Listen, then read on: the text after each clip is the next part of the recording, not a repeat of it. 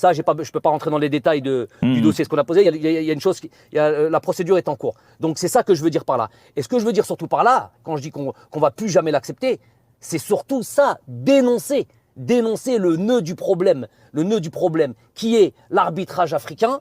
Et là, on va en parler. Moi, en gros, cette intervention-là, qu'est-ce qu'elle est? C'est quoi ça? C'est juste la goutte qui a fait déborder le vase. Si vous voulez faire vraiment un vrai travail, et ceux qui veulent vraiment faire un vrai travail, et ceux vraiment qui sont impliqués dans le football africain, qu'est-ce qu'ils font? Ils regardent, et puisque je suis concerné, et puisque c'est de moi dont on parle aujourd'hui, de mon intervention, qu'est-ce qu'on fait? On regarde sur les 3-4 dernières années, plus ou moins, toutes mes conférences de presse, que je gagne ou que je perds. Gros souci, très grand problème au niveau de l'arbitrage. Mais très grand problème au niveau de l'arbitrage. Comment problème? Pas un problème juste de compétence. C'est pas ça. Et de toute manière, même s'il y avait un problème de compétence, eh ben, il faut trouver des mesures, eh ben, il faut réformer, eh ben, il faut former tout simplement. Pour améliorer. C'est pas là. Pour s'améliorer. L'objectif, c'est ça. Moi, j'aime pas cette idée d'immobilisme. J'aime pas cette idée de statu quo, de fatalité, comme certains disent. Par exemple, s'il vous plaît, parce que je vais perdre le fil. J'ai bien compris le truc et c'est ça le plus important en plus. C'est ça le plus important.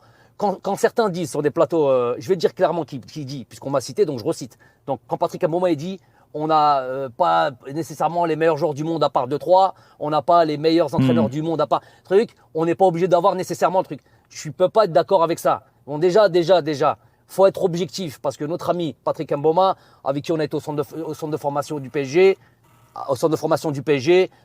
allô? Oui, on t'entend bien. Excusez-moi, il y a quelqu'un. Donc, centre de formation du PSG, on a bu le même lait, les mêmes frosties, et qui me connaît par cœur, vraiment depuis l'âge de 15 ans. Je peux estimer jusqu'à son intervention que c'était un ami, on est en échange régulier. S'il avait un truc, une divergence, les divergences, il n'y a pas de problème avec la divergence. Mais d'aller sur un terrain qui est borderline et me faire passer pour ce que je ne suis pas et surtout lui qui me connaît parfaitement, c'est malhonnête. Intellectuellement, c'est malhonnête. Il y a eu des anciens arbitres aussi.